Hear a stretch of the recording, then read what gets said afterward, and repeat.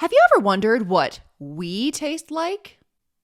Me either. But the subject of today's story certainly did. He wanted to eat people, like really badly. And in 1981, he did it. He ate someone. And because of paperwork, loopholes, and legal BS, he just walked free. And he went on to be kind of famous and never faced any consequences for his actions. Today, I'm going to tell you the story of this really gross jerk, Issei Sagawa, the Celebrity Cannibal.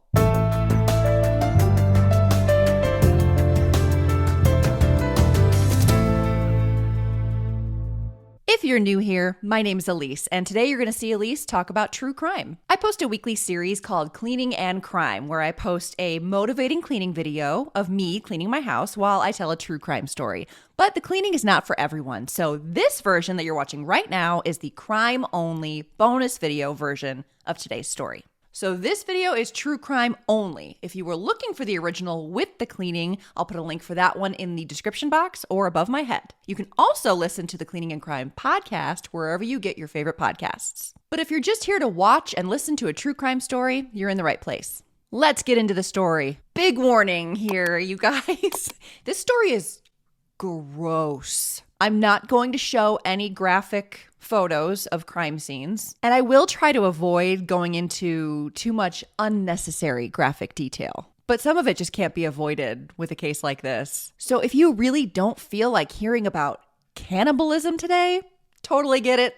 I will see you in the next one. But let's start from the very beginning, like I always do. Issei Sagawa, and I heard his name pronounced so many different ways in so many different places, so that's the one I'm going with. Please forgive me. Was born on April 26th, 1949 in Kobe, Japan to pretty wealthy parents. It was said that when Issei's mother was pregnant with him, she almost miscarried because she fell down a flight of stairs. When he was born, he was actually born prematurely, and the doctors didn't think he was going to survive. And apparently, he was so small when he was born that he could fit into the palm of his father's hand. Then as a baby, he developed enteritis, which is a disease of the small intestine, and Issei was given a round of injections of potassium and calcium mixed in saline. And he did recover from the enteritis, but afterwards he remained very fragile and frail and small for the rest of his life. Like fully grown, Issei topped out at like 4 foot 9 inches. Because he was very frail and also very introverted, he really reverted into books as a child. And he became very interested in literature, and he was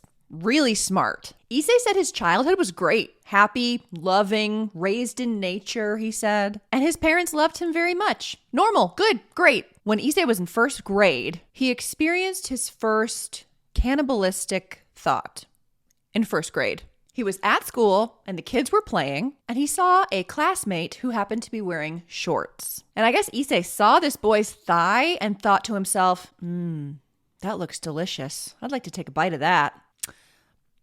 Okay. I'm no expert, but I find those thoughts to be abnormal for a first grader, or for anyone for that matter. So, Issei's parents were very traditional and reserved, and Issei said that his family never discussed very personal things or any sexual things at all, and he never remembered his parents even uttering the word sex. It was very taboo, and he never received any kind of sexual education. So he said that when he reached a certain age and he got his first erection, he panicked and he thought he was sick. He thought he was dying. He said he was very embarrassed and very confused, and he didn't know how to handle that situation. So because of his lack of knowledge, he said that he resorted to doing strange things like having the family dog lick him. Why you gotta bring the dog into this, man? And again, this was like when he was like 7 years old. So this is when he says his sexual urges and desires started to distort. And he started to have cannibalistic thoughts every time he saw an attractive girl. When he interacted with the girls at school that he found attractive, he was very shy, very nervous, trembling, and he felt like he was going to barf when he approached them. And whenever Issei saw a beautiful leg coming out of a skirt, he thought to himself, I need to eat that flesh. I don't know. As a child, Issei loved the story of Hansel and Gretel because the kids get eaten. And also, he got a huge thrill from a game that his uncle used to play with him and his brother. And he would dress up like a monster and chase the boys around like he was going to eat them. And then at the end of the game, he would catch the boys and put them into his big soup pot and cook them and eat them. It was just very thrilling for Issei. It was his favorite game. Great family fun. Now, as Issei grew older, he developed a type. Tall, beautiful European women. Issei himself thinks, in his opinion, he focused his dark cannibalistic thoughts on these tall, strong, beautiful Western women because he himself viewed himself as unattractive, small, and weak, and he was trying to steal or harness their energy. By eating them? I don't know. He just wanted a piece of that, Literally. Issei described his desire to eat human flesh as a sexual attraction, like a fetish almost. And he just did not understand that there were other people walking around in the world that did not have an urge to take a bite of the person sitting next to them on the bus. He was like, how can you not want to? I don't know, man. I don't want to. Now, despite wanting to eat people like really badly and thinking about it all the time, he was a smart cookie. He knew it wasn't allowed, appropriate to eat people. So when he was 15, he actually sought out a psychiatrist. But I guess the psychiatrist would not allow Issei to conduct his appointments over the phone. He was like, yeah, no, I definitely am going to need to see you in person to evaluate you.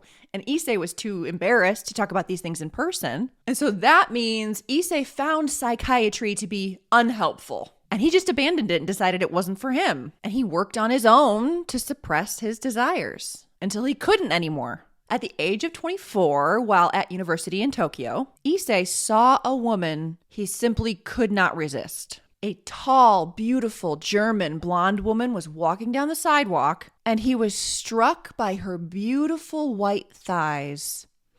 Yuck, I hated saying that. So he stalked this woman, followed her home, and he found out, oh my gosh, she lives in the same apartment complex as my grandmother. So I'm very familiar with the building. He found out she lives on a ground floor apartment and she likes to sleep with her windows open. So Issei decides, you know what?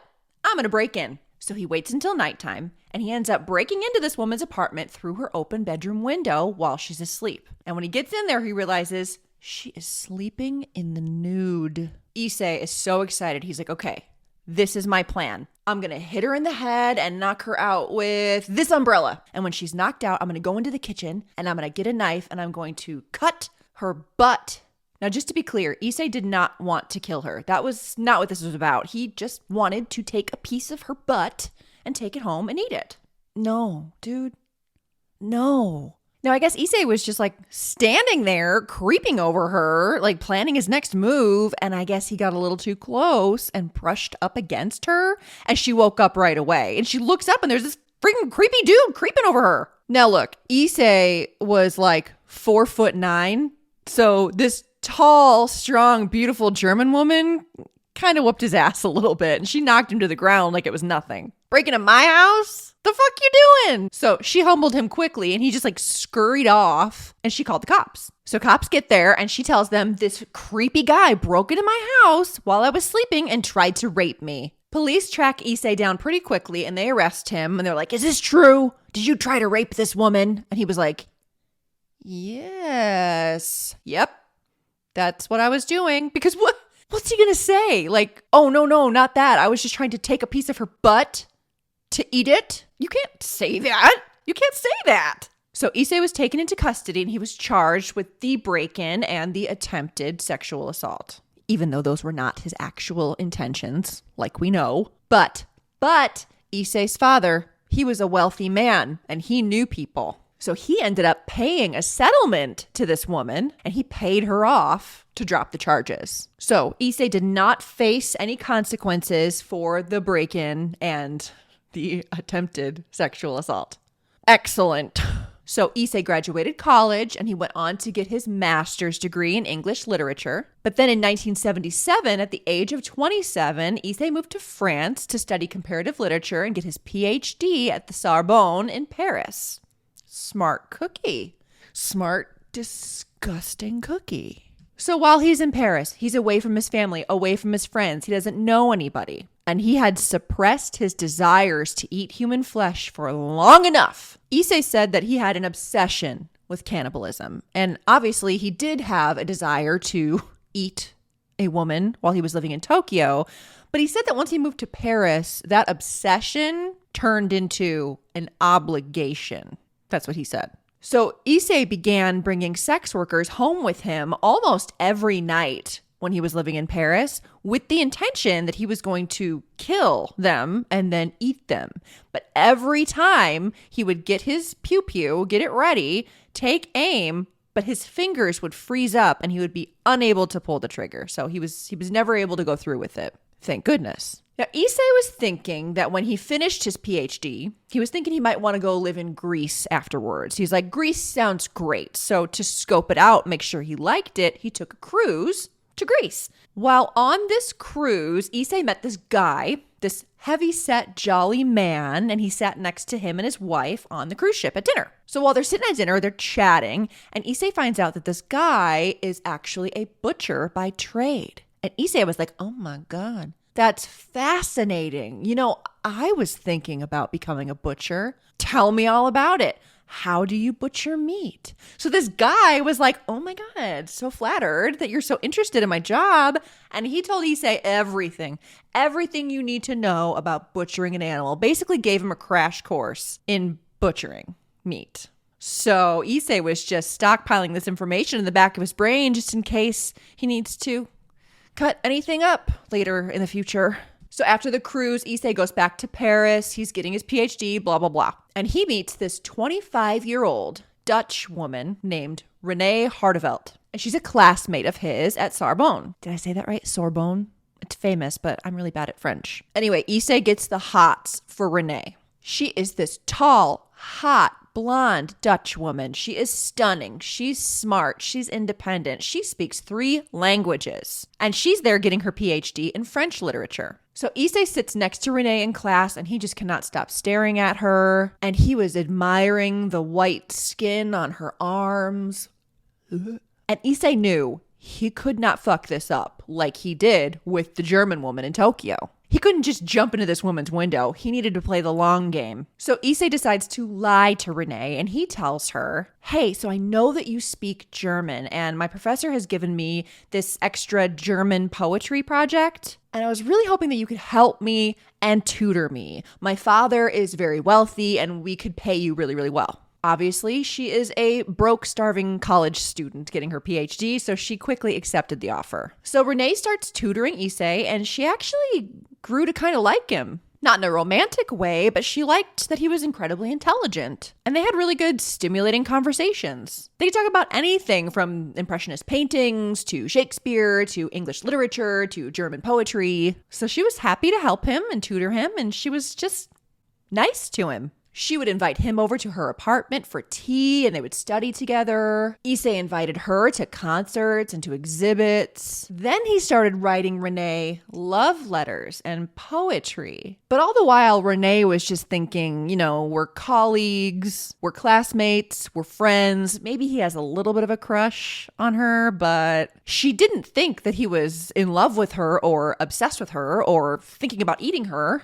Didn't cross her mind. One day, Issei invited Renee over for dinner, and he asked her to read aloud a poem by his favorite German expressionist. And she was like, sure, absolutely. It's kind of my job. So she starts reading the poem out loud, and Issei is just kind of walking around the apartment, listening to her read, and he sneaks over to his hiding place where he keeps his .22 caliber rifle that he keeps for self-protection. So he's standing behind Renee while she's reading this poem, and he takes this rifle, points it at the back of her head, and pulls the trigger, and click, the rifle misfires. Issei was like, oh, shit.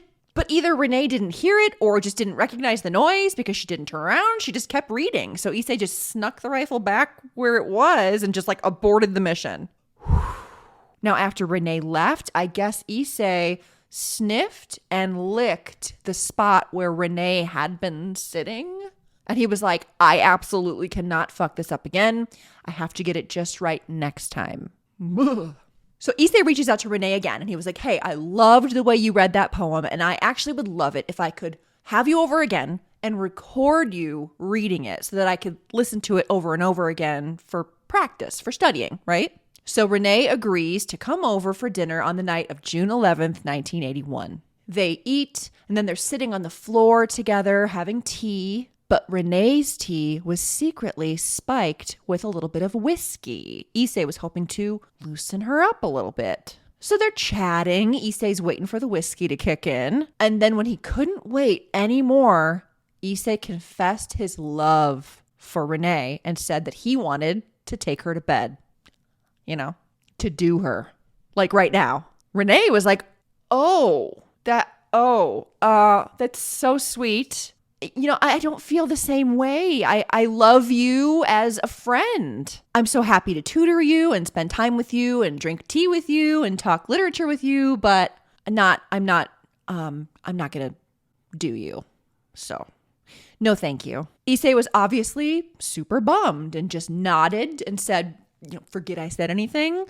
Let's just read the poem and I'll record it. Let's just go back to let's pretend that didn't happen. So he sets her up at his desk, sitting in a chair, and he sets up the tape recorder and starts recording. And Renee gets the poem as she starts reading. And Issei is behind her and goes back to his hiding spot where he keeps that .22 caliber rifle. He sneaks up behind her, points the rifle at her again, and shoots and hits her in the back of the neck. I guess at first Renee kept talking, like a couple of words, and then she slumped over and fell onto the ground, taking the chair with her. And Issei kept talking to her after she fell, like, you okay? Until he realized there was a lot of blood coming from the wound. He was so shocked that he had done it and that there was so much blood that he fainted. So when Issei first comes to, he panics at first and was like, oh my God, I should call an ambulance. But then he pulls himself together. He's like, you've come this far. Don't be stupid. You've been dreaming about this for 32 years. Okay, so now I'm going to talk about really awful, terrible, gruesome stuff. There are crime scene photos out there that I will not be showing, but they are easily Googleable. But I will leave that up to those of you that want to seek them out on your own. You sicko. I'm just kidding. But no, I don't want to be the one to force it upon you. But yeah, really graphic descriptions of what happened next is starting now. So if you don't want to hear that, skip ahead about a minute, or I'll put the amount of time that you should skip on the screen. All right, so this is all really gross and awful. So the first thing that Issei did was undress Renee, which he found incredibly difficult to undress a dead body. Once he had her undressed, he decided he wanted to take his first bite. So he chose her right butt cheek. And he chose the right over the left because he said the left would be too close to the heart. And he didn't want there to be too much blood because he was afraid of blood. Which, it didn't occur to me that somebody that was obsessed with cannibalism would be afraid of blood. Okay. So he tried to bite her butt, but he couldn't because he's not a tiger. His teeth were not sharp enough to bite through her skin. So he went into the kitchen and he got a paring knife, but it wasn't super sharp and it wasn't big enough for what he needed. Some sources actually said it was a butter knife, but that doesn't matter. The point is, the knife he had did not work. So he left. He left and went to the store and bought a curved meat carving knife. And when Issei came back from the store, he had his new knife and he cut into her right butt cheek. He was expecting to just see red meat, but instead he saw what he later found out was fat cells. And he said he was shocked at the bright yellow color and how it looked like corn. Now, it took him a while to get down to the red meat, but once he did, he decided to just tear a chunk off with his fingers and he popped it right in his mouth. He said it was a truly historical moment for him and that it melted in his mouth like raw tuna from a sushi restaurant. He then told Renee that nothing was more delicious, and he told her that he loved her. Dude, no. That's the most fucked up shit. Then he cut off the tip of her breast and the tip of her nose and plopped those in his mouth too. So he's done it. At this point, he's eaten human flesh. It's happened. And at that point, he became excited. So he engaged in some sexual relations with Renee's body. Because he said he now felt like he owned her and that she could no longer reject him. Dude, what a sick fucker. So now it was time to get down to business. And he started carving the body into portions and separating them onto many paper plates, using the tips and tricks that he learned from his butcher friend on that cruise. So he started out with that curved meat carving knife, but then he ended up switching to an electric carving knife, like it's fucking Thanksgiving. As he carved, he ate a few more pieces raw here and there, and he would take breaks to go get creative in the kitchen. He fried some flesh and ate it with mustard, for example. He also baked her breast in the oven, but didn't like it because it was too greasy.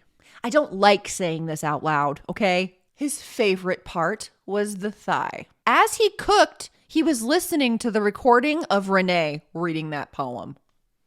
And when he was done eating for the day, he used her underwear as a napkin. Dude, no. He also took photos along the way to remember it all by, because of course he did. When he was totally exhausted and he had done all that he could for the day, he took Renee's mutilated body and brought it to bed with him because he knew it was going to start to decompose throughout the night. And in the morning, it was all going to be over. So he wanted to spend as much time with her as possible, I guess. So he had sexual relations with the body again and then slept next to Renee's body in his bed. When he woke up, he was expecting flies or an odor, but he was shocked to see that it was still in really great shape. So he decided to cut off and eat some more. Ugh. Like removing her arm and gnawing on it from armpit to elbow. He also watched himself in the mirror eating Renee's tongue.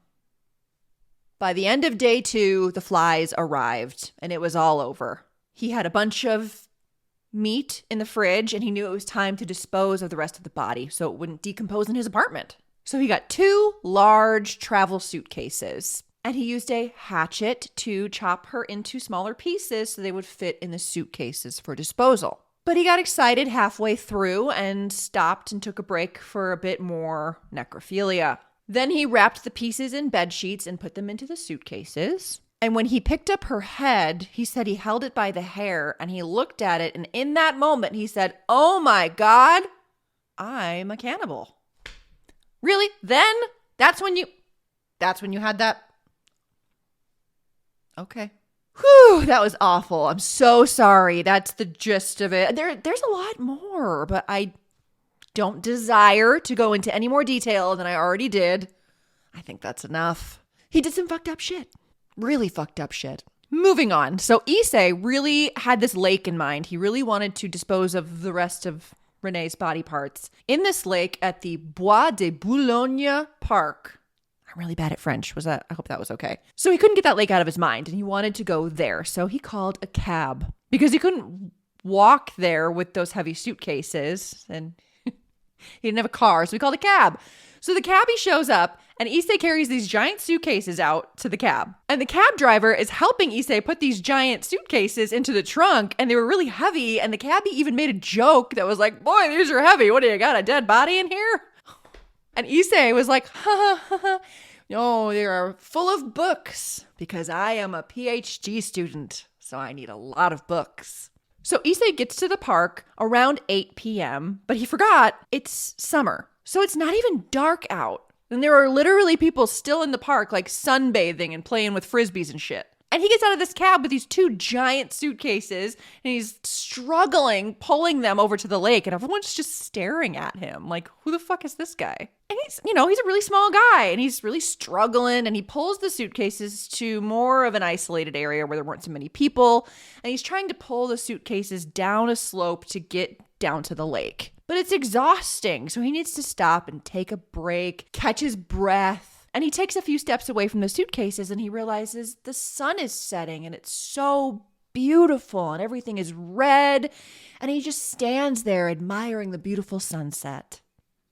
Dude. So as he's enjoying the beautiful view, he doesn't realize that there's some strange dude eyeing the suitcases. And the guy walks up to the suitcases and then Issei hears, "Hey man, these your suitcases?" And Issei looks over and this guy is like kind of starting to open them. So he was like, "Nope. Not mine," and just turned around and walked off. In hindsight, he thought, I probably could have said yes, and the man would have left. But he panicked, and he just said no, they weren't his, and left. As he's walking away, he hears the man open the suitcases, and then start yelling, "Murderer!" Because when he opened up the suitcases, he saw bloody bed sheets and body parts. And Issei was just like, and like walks home. So he gets home to his apartment and for the next 2 days continued to eat horrible, disgusting meals made from the meat in his fridge. Obviously, the people at the park called the police. And the cops start trying to trace the original buyer of the suitcases. But also, witnesses said they saw a small Japanese man get out of a cab with 2 very large suitcases, and it seemed suspicious. So police started calling every cab driver in the city to ask, hey, did you have a fare that maybe had 2 really, really heavy, big suitcases?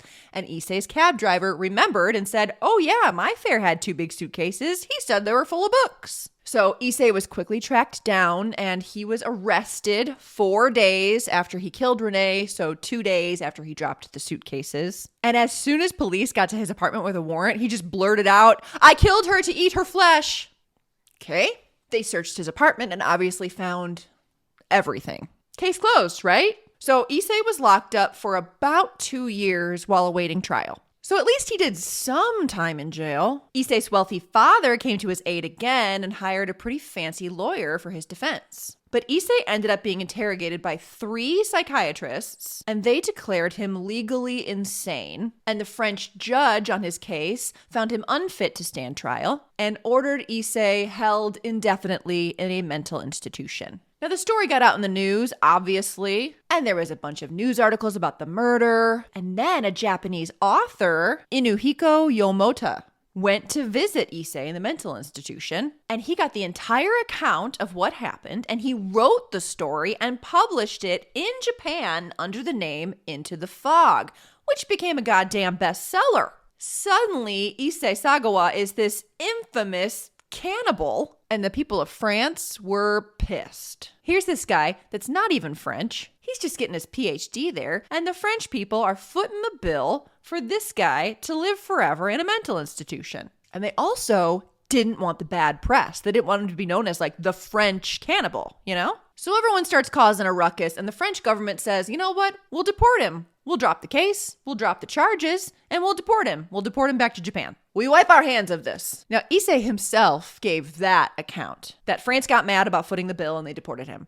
I also read some sources that said that Issei's father paid a bunch of money and struck up some sort of deal to make sure that Issei would get deported back to Japan and be sent to a very specific mental institution in Japan. But either way, Issei is sent back to Japan and immediately sent to the Matsuzawa Mental Health Institution in Japan. He's examined thoroughly for 15 months, but the doctors there declare him sane, but evil. And they decided he just had a personality disorder and that sexual perversion was his sole motivator for the murder. So the doctors say, yeah, he's sane and he can stand trial. We wipe our hands of this. But because France had dropped the charges and sealed all of the paperwork, Japan didn't have the proper documentation or evidence to charge Issei. So since the Japanese government had no case, they couldn't go forward with a criminal trial. So on August 12th, 1986, Issei just checked himself out of the mental institution. And he was just free as a bird for the rest of his life after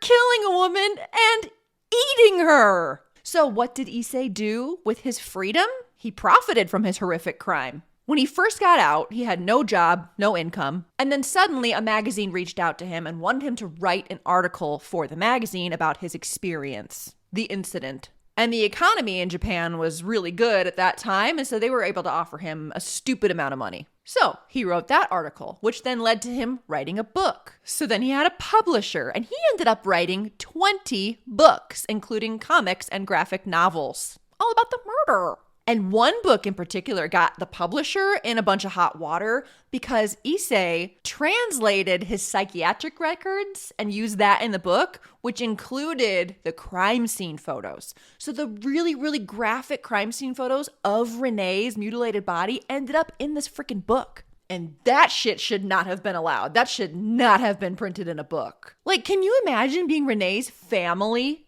and the man that murdered and ate your daughter is getting a bunch of money off of this book that has photos of your daughter's Come on. That is so awful.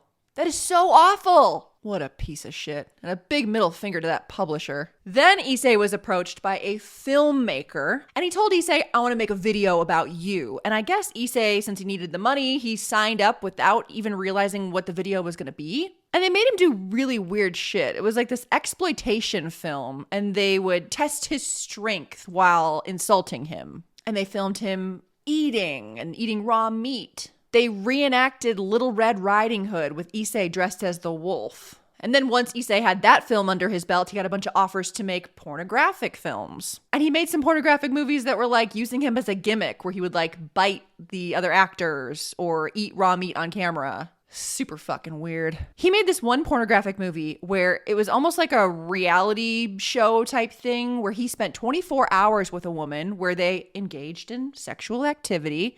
And then after they had sex, he told her about his crimes and like showed her the book with all the crime scene photos. And she didn't know who he was before she signed up for that film. And she thought he was just an author. She was completely shocked, obviously, and after filming, she was crying and very disturbed. But I guess she felt bad for him or something and thought she could help him, because the two actually became very close friends, like in real life. And Issei said that because of her and her friendship, his twisted desires toward women changed. Issei also painted many portraits, usually of naked women. And he had an agent, and he sold his paintings internationally. And he also wrote restaurant reviews for a Japanese magazine called Spa. Food critic, huh? Okay. So basically, he used his horrific crime to achieve some sort of notoriety or infamy or whatever you want to call it. And he profited from it. And he was only behind bars or in a mental institution for like a couple of years total. That is egregious. It's also worth mentioning that Issei actually wrote a thank you letter to the butcher he met on the cruise. Like, hey man, thanks for teaching me all about butchering meat. I couldn't have done it without you, buddy. Can you imagine getting that fucking letter? I would have felt so horrible. Like, I thought he was interested in my job. I taught him how to cut somebody up. In 2011, Issei did an interview with Vice, and you can watch it on YouTube, and I have it linked in the description box, but mostly because I used it as a source. I'm not saying I recommend that you watch it, but it has like 19 million views. He tells his life story, and he tells all about the murder in his own words, and it's very disturbing. It's very graphic. They show the crime scene photos, and he describes the crime like he's talking about how he went to the grocery store yesterday. It's awful. So there's your warning. I don't recommend watching it. He is just so gross. In 2013, Issei suffered from a cerebral infarction. And after that, he was confined to a wheelchair. He was living with his brother, and he needed round-the-clock care from nurses and from his brother. In 2015, he suffered from 2 heart attacks. In 2018, French filmmakers went to Issei's brother's house and interviewed the two of them together.